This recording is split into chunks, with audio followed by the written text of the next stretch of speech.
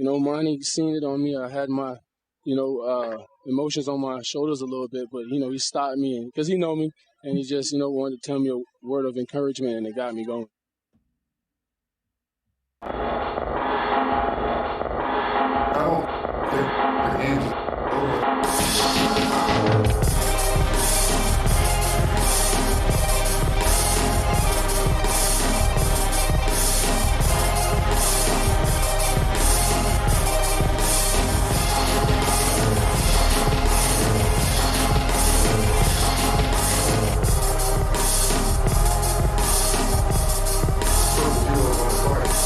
Welcome into Triple Zeros. I am your host, Josh Buckalter. This is the Anti-Hot Take Sports Show.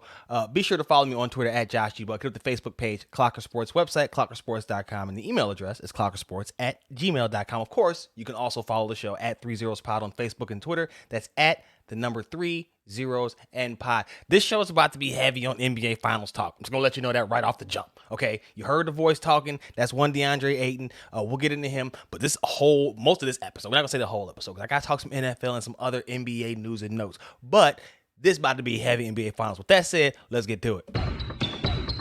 The Phoenix Suns took game 2 of the NBA Finals against the Milwaukee Bucks, and listen, I'm not even going to go any further than saying I don't know what more the Bucks can do. And now I say that knowing that they haven't gone to Milwaukee yet, knowing that they say it's not a series until a road team gets a win. That hasn't happened, so we don't have a series technically. 118-108 victory for the Phoenix Suns. But watching what we saw, right? Seeing what we saw, whatever.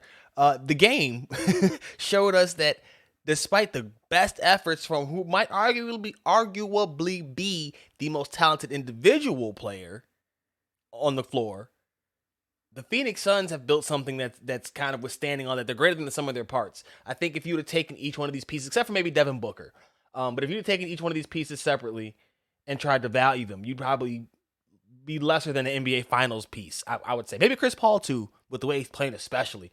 But there's not this roster didn't jump out as finals contender. Now, you can argue about their going through a lesser than gauntlet with everybody being injured. I mean, every team suffering injuries on the way there, but that's the same thing on the other side for the Bucks. So what's happening here is people are trying to diminish this ring for obvious reasons. I'll let you guess at which fan base is trying to do that the most. Mostly because it was done to them illogically, I will add, last season. Now, while I will say that the bubble was definitely a different situation, and you heard players talking about how it was different. One of my favorite examples is they talk about TJ Warren. They say TJ Warren was in the bubble playing like Mike, and y'all act like it was nothing wrong.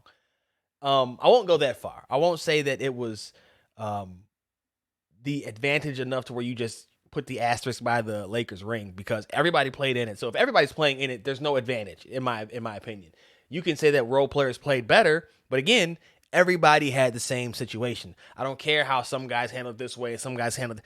Doesn't matter, because those same guys are dealing with the pressure situation like the guys who handle that stuff well. So that being said, I'm not a person who puts an asterisk by any type of whatever. If you want it, you want it, damn it. I don't care. Like, you went through it, you wanted. They're not stripping you. Even the ones that got stripped away, like the NCAA stuff, that's been in the news a lot lately with the NIL taking over. People demanding Reggie Bush get his Heisman back and stuff like that. I don't get the point. Look, I watched it. I saw them win. I don't need you to tell me that, oh, they vacated those victories and that trophy, that championship, because they took. Nah, doesn't count. Bringing that back to this, I don't care that they went through injuries. That happens every year. I talked about it before. That happens in every championship run. You're not going to diminish it. You're not going to take that away. That being said, with Chris Paul, applying to Chris Paul and the Suns, and Giannis, really, this, I think, has got to be the biggest win. And we'll get back to more specifics of the series in a second, but in a broad view, this has got to be the biggest win for the NBA in quite some time. And that's saying something, considering the fact that they don't have any of the major market teams in the finals, and really didn't have them in the Final Four. Well, they had LA, but that's like LA B team. Does that even really count? Do the Clippers draw like that? Do they draw like an LA team?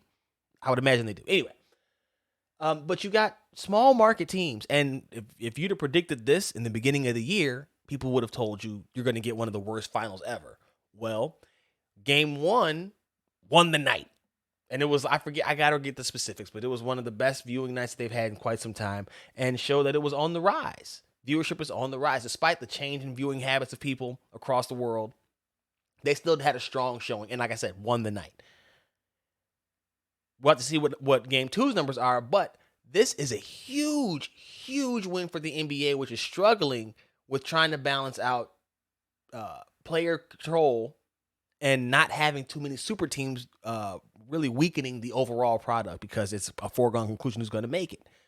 I think you see with Giannis, you'll see more play, and really with Booker, but you'll see it's two different things, and I'll get into it.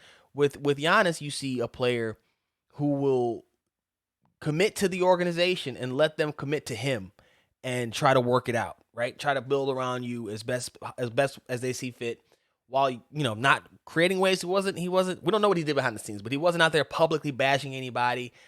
He's improved his own game year over year, and it's kind of restores faith that the smaller market teams can build a contender, because you often think about them being lightning in a bottle and they have to get lucky. Well, we've seen the progression of the Bucks year over year over year, just like Giannis has gotten better year over year over year. So that to me is a great starting point for a league that, like I said, is struggling to keep small or big talent in smaller markets.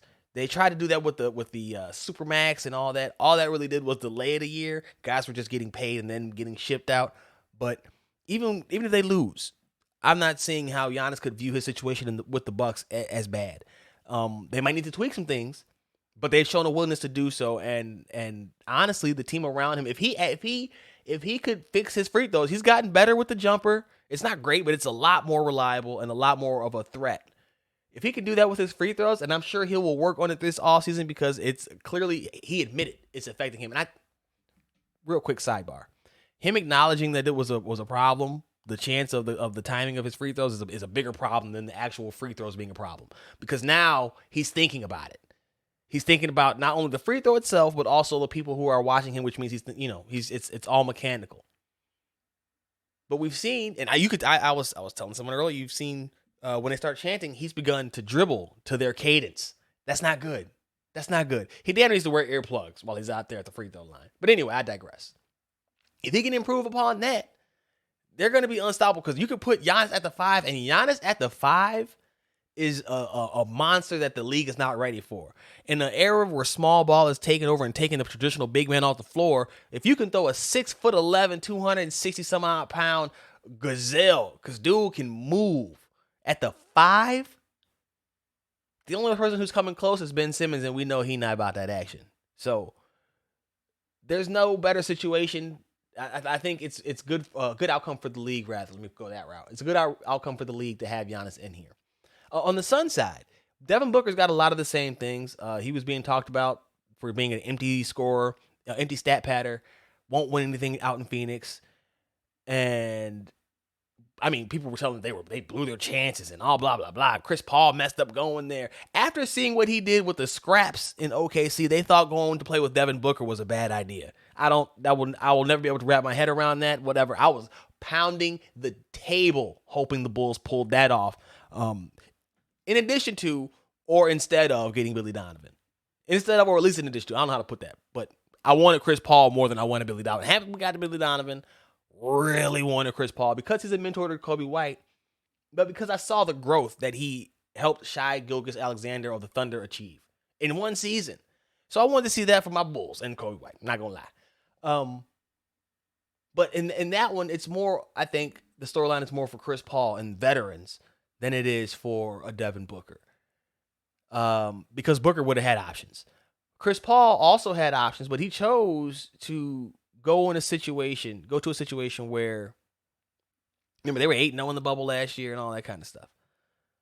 He chose to go to a situation that most might not have gone to because they hadn't done anything in so long. And maybe he doesn't do that if he doesn't go to OKC first and go through that whole thing. Because maybe, you wouldn't blame him for wanting to be super team to try to go and get a ring at this point in his career.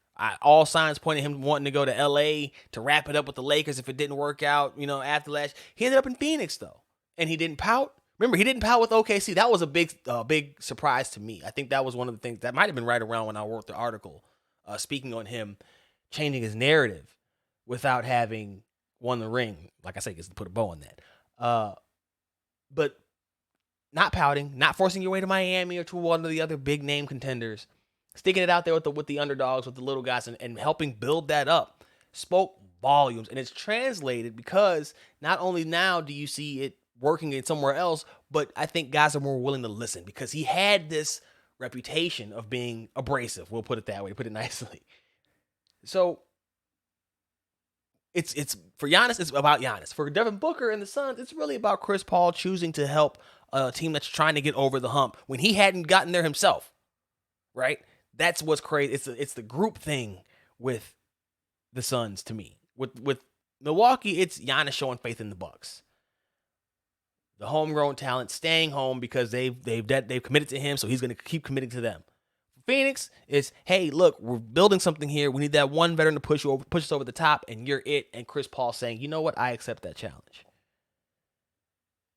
Two terrific storylines, but I don't think there's any better outcome for a finals, right? Any better matchup or whatever, however you want to put it, than this. Except for maybe if you'd had the Atlanta Hawks and Trae Young in there because it's younger stars, but whatever, I digress. I just think that this is a great win because they've been struggling, like I said, to keep those players in the smaller markets. Now, on to the stats for Game 2.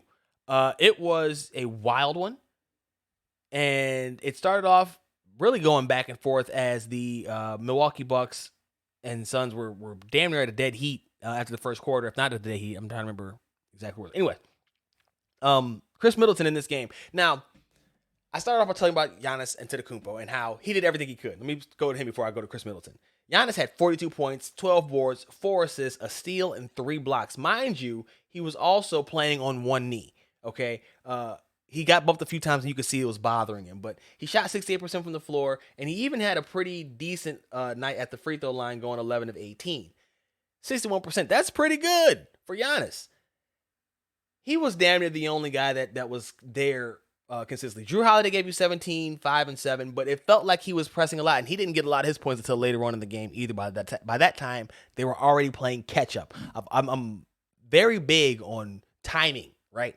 Box scores will tell you one thing, but I need to know when you were scoring those points because catch-up basketball is a lot different than in the thick of things basketball. Same thing with football, right? Garbage time stats don't mean the same thing as regular stats because you were playing catch-up and they were letting you do some stuff because they weren't really trying anymore.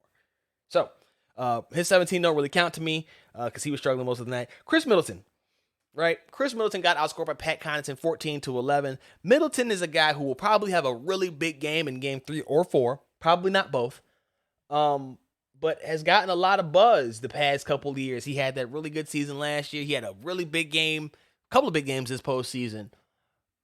But as a number 2, he's far too inconsistent for me to truly think that he can stay there. Now, remember I just talked about Giannis has got a team that's committed to him and they've been putting pieces around him.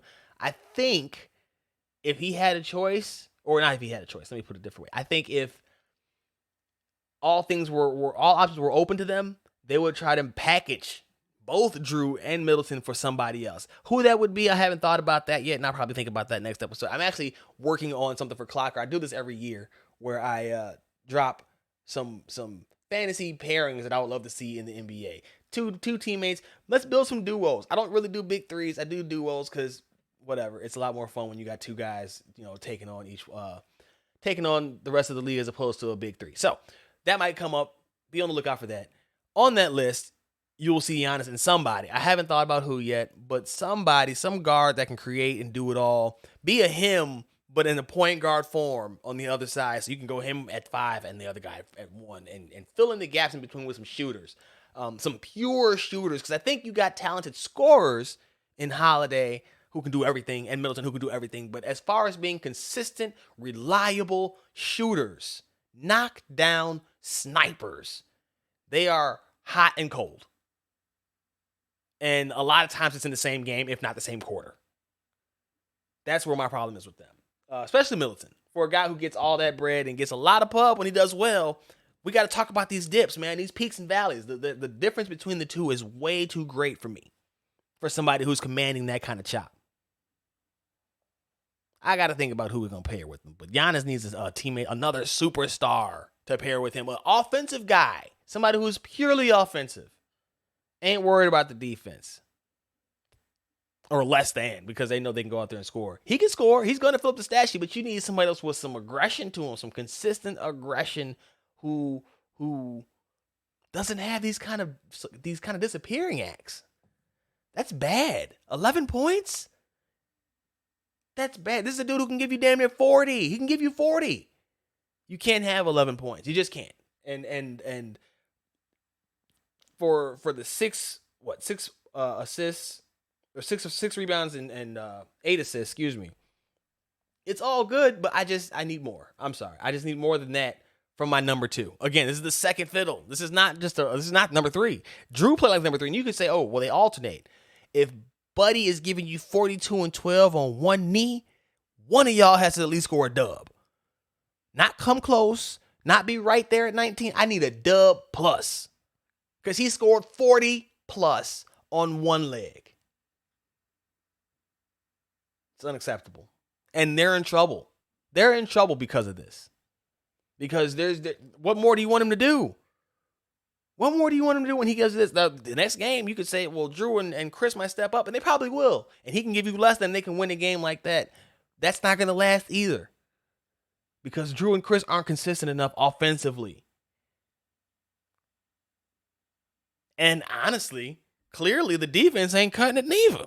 If we're going to be completely 100 about it, because they haven't shut the six or the Suns down, especially on the perimeter.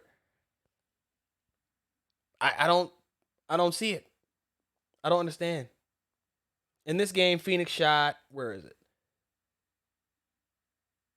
50% from 3. They were 20 of 40. Meanwhile, the Bucks were 29%. And I'm going to write this for Soaring Down South coming out later on tomorrow. I also got a 5 draft picks to target. 5 draft prospects to target with the 20th pick coming out in the morning. But later on in the day will be one coming out talking about how this has been a reminder of how their shooting fell off at the worst possible time. Because the Suns have been torching the Bucks, and the Bucks cannot keep up. They shot 45% from the floor, 48% for Phoenix, but they were 29% from 3 was Milwaukee.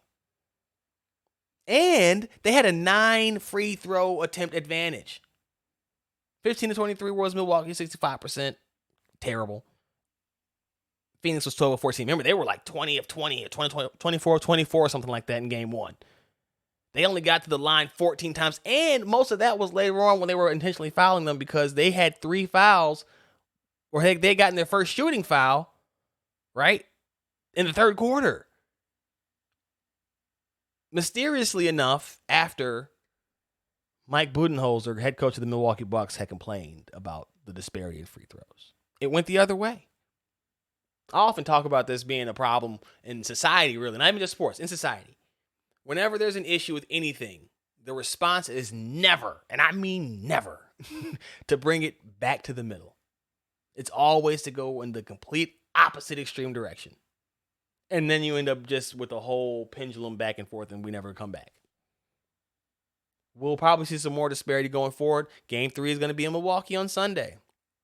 Bet you we'll see a lot of free throw attempts from the Bucks again. And then you'll hear Monty complain about the free throw disparity, and then the Suns will get some more free throws in game 4. It's a dance that they do. It's annoying to put it lightly. Before we talk about the Suns, let's go back and revisit that DeAndre Ayton clip and hear exactly what it was that he was saying about his head coach, Monty Williams. Here's DeAndre Ayton on Monty Williams. What was Coach Williams reacting to in terms of what you were experiencing in this game, too? Me, I didn't play the way I wanted to play, especially trying to finish around the rim. I didn't rebound the way I wanted to rebound. And, it kind of got to me a little bit, but, I kept playing through it and kept chipping down and finding what I can do best for my team. And, Monty seen it on me. I had my, emotions on my shoulders a little bit, but, he stopped me because he know me, and he just, wanted to tell me a word of encouragement. That was Sun center DeAndre Ayton speaking on head coach Monty Williams. Ayton did not have a great game in game 2. 10 points, 11 boards, 4 assists, 3 steals, 2 blocks. But he played very small. And that's kind of what he was referring to. Monty Williams kind of got him going later on in that game as he was just, like I said, he was getting his shots blocked by Drew Holiday, 6'3" guard. That's not supposed to happen when you're 6'11", 7 feet tall. He just didn't do the dominant things that we've seen. And honestly, a lot of it's because they weren't feeding him enough. And a lot of that's because Devin Booker was a man possessed in this game. Now, Chris Paul went off in game 1. Right? He did his thing. But this one was all about Devin Booker. He had 30 points. 31 points, 5 boards, 6 assists. He was 12 of 25, 48% from the floor, 7 of 12 from 3, 58% from 3. 21 of his 31 came from beyond the arc. This is what I'm talking about with the Bucks defense not being enough. If you're not giving me nothing on offense, you clearly ain't giving me nothing on defense, because now both of their backcourts, starting backcourt members have gone off in back-to-back games. It's a problem. Because that's where they're supposed to be strong on defense. You're not going to tell me, you're not going to convince me that Dante DiVincenzo makes a difference on that. Because I'll just say, oh, well, the Suns are without Dario Saric. And they lost Torrey Craig in this game too. 31 from Book. 7 threes. 7. This is not, we're not even talking about the heat that he keeps pulling up to the games in. That's a whole other conversation in and of itself. The fact that this man dropped 31, again, after he, quote-unquote, struggled in game 1 to the tune of 27 points. Okay? He goes off for 31. Chris Paul had 32 in game 1. These two, by them, the guards. It's the guard play. Because in game 1, DeAndre Ayton only had, as I pull it back up here, he had 22 in game 1. So he was dominant then, too. This one, not so much. What you're seeing is a Bucks team that is built for the East, but is running up against a buzzsaw in the West. The Suns' ability to defend multiple positions and on switches, to shoot the ball from multiple positions. Even Ayton can step out there and hit the 3 if he needs to. That versatility has been invaluable for them because, like I said, when you got a monster like Giannis who can play the 5, it's not very many starting centers in the NBA who can match up with him like Ayton can. Who can, I don't want to say he had it because Giannis does his thing, but Ayton can make him work for it most nights. He did in game 1. He didn't really do it in game 2. Like I said, Giannis was giving him some business. But it wasn't all on Ayton. I just think that a lot of the times we go off the narrative and let that ride the entire way. But when you look at this game, when you look at this series and how it's matching up, I already told you how I feel like the Hawks were some bad shots from making this. They just couldn't make the shot. They went cold at the wrong time. Phoenix is a team that's built to play this way. Like the Hawks are hurt. They just weren't healthy. They're built to play like this. Milwaukee is built to take away some pieces, but not necessarily defend on the whole. Now, if you had DiVincenzo, then you'd have 3 perimeter guys, but you got 27 points in game 2 from Mikal Bridges, who was putting the ball on the deck. He was driving. He did a nasty little layup with the right hand on the left side of the basket that went off the glass. That like it looked like it shouldn't have had a chance, but it did. They were hitting everything. They got that instead of Ayton's points. They got Bridges. They're getting contributions from everybody, something that the Bucks aren't. Talked about Jay Crowder and his struggles at the beginning of series. He went off on Thursday as well. Well, I don't want to say, relatively speaking, he went off for Jay Crowder. He had 11 points and 10 boards. 10 boards. You're getting you're getting out hustled for rebounds by Jay Crowder. He's 6'6". I get it. Small ball. I get it. So he's playing the forward. He's not out of position. But you're getting out. He 10 boards. Jay Crowder getting 10 boards. Okay.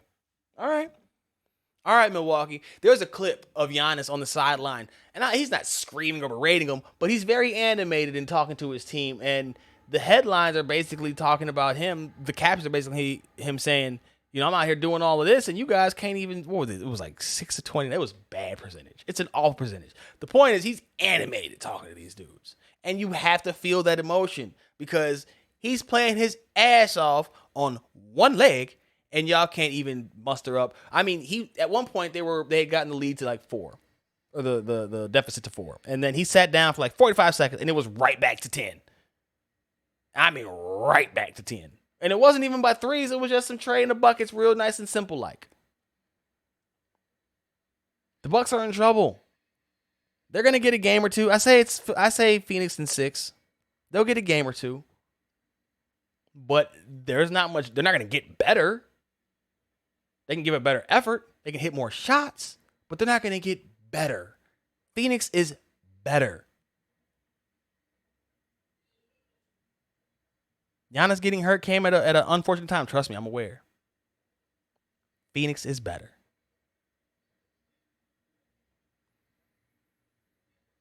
Suns in 6. Elsewhere around the NBA, you have Damian Lillard catching some flack. Still, we've been following this for a couple of weeks now. I just want to see what happens. If he gets moved ultimately because of this, that'd be wild, because he's put a lot of sweat equity into that city, and for them to turn on him for a decision that was made by the organization and not berate the organization like that is quite disturbing, to be honest with you. I don't know exactly what the talks have been like for him this offseason, as far as him trying to, maintain his position there or try to find a way to get to another city. But I know that if you're going to drive somebody out, you probably want to do it for a better reason than something that they didn't have control over. Not like you think. I know fans like to think that star players, especially in the NBA, are dictating policy left and right like this, but I think it's a lot more complicated than that. And they do themselves and the players that they claim to love, and the team that they claim to love, a disservice by lashing out when the decision comes out that they don't like. As far as the allegations against Billups from '97 that are supposedly he settled, I have no thoughts on that. It's '97. I was 11. I don't remember the case. So I'm not going to try to go back and adjudicate it now when I'm removed from it. It sounds like it was handled. I don't know. Again, he's had other jobs. He was in running for GM jobs. I fail to see where now it becomes the big issue. That's all I'm saying. I'm not saying it's not an issue. I'm saying he's been around. He's an assistant coach now. Jason Kidd took the job in Dallas. Why they were going to get Jason Kidd. They didn't attack him for that one, but they attacked him because they hired Chauncey. Were they just waiting for whoever because it wasn't Becky Hammond? I don't know. I said it. I said at the time, I didn't like them pitting these two against each other because it brings out some of the worst traits, the worst aspects when it doesn't go the way that the people wanted it to go. And it seems like that might be happening in Portland. Team USA select team, the young guys who are out there working out with the Team USA basketball team. 3 members have gone down: Isaiah Stewart, Anthony Edwards, and I forget who the other member. However, the big point here is this is shades of Paul George going down. Edwards was seen leaving practice, limping heavily, being helped away from the facility.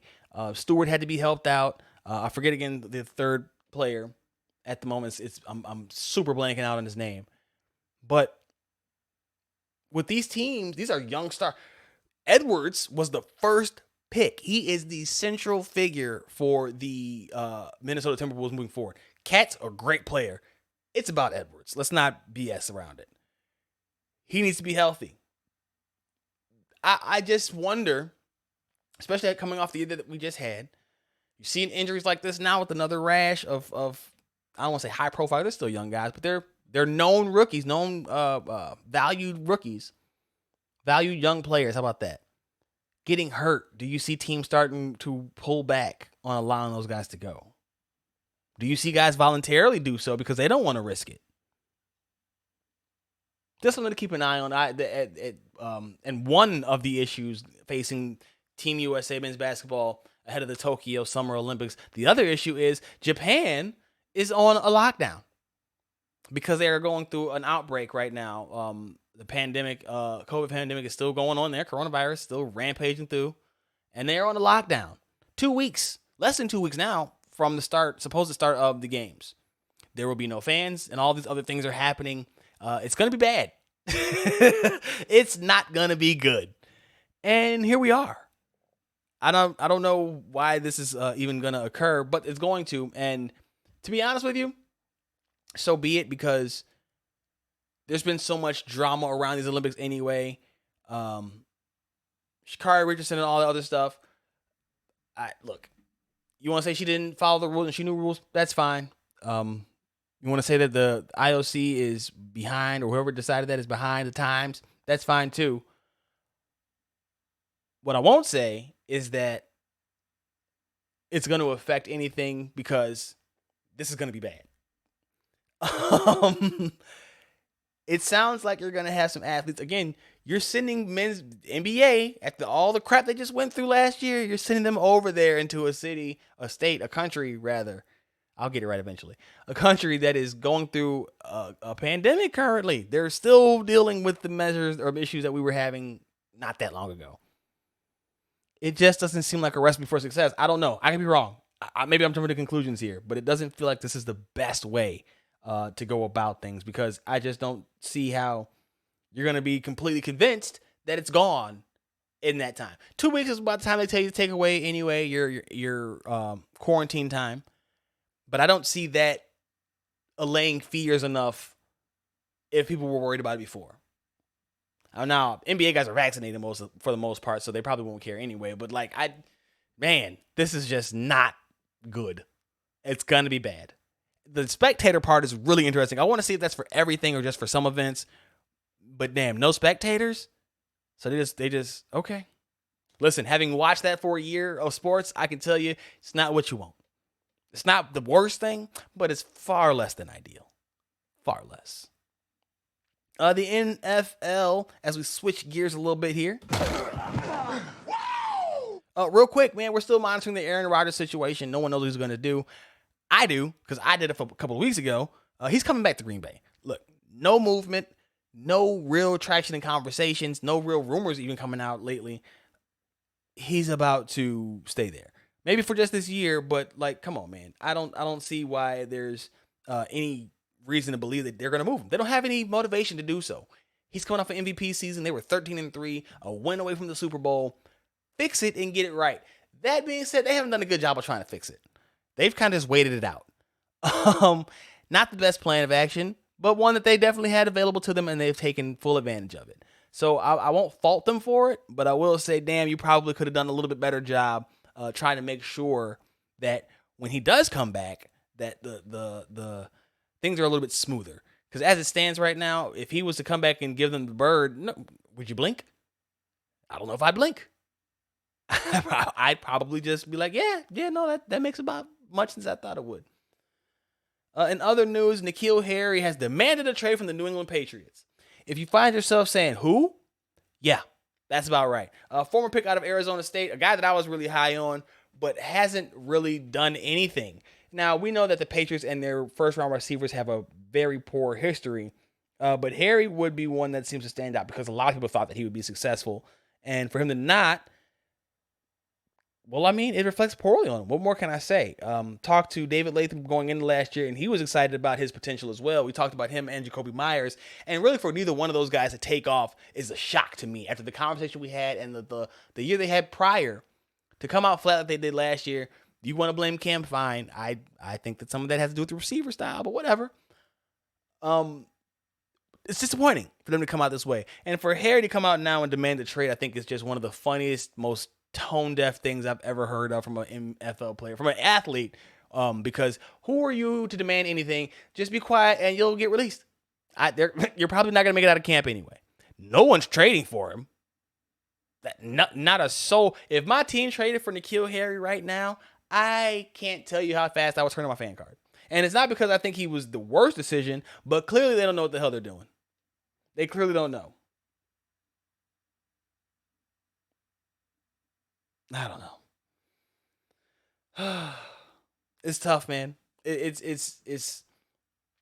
to the point where you're like, that's how you know we're in the off season, because stories like that are even a thing. Because if it was the regular season or closer to training camp, nobody would even put a mic in his face. They're like, whatever, dog. Whatever, we don't care. Keep it pushing. But we're in the dog days. There's nothing happening. We need something.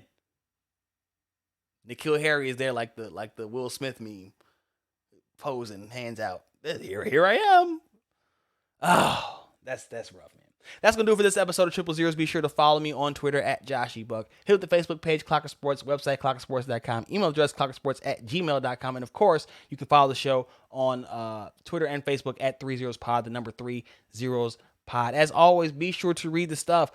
Soaring Down South, Clocker Sports, Last Run on Pro Football, PivotAintEasy.com. I told you about all the great stuff that we got coming out this week on Clocker especially. So be on the lookout for those. I'm still working on the fantasy, top 12 fantasy receiver, so just bear with me. It's coming. Soaring Down South is taking up a lot of the time. We're getting there. We're figuring out the schedule. The plan of attack is coming. We're getting there. Bear with me. But like I said, until the very next time, you already know what it is, man. I'm gone.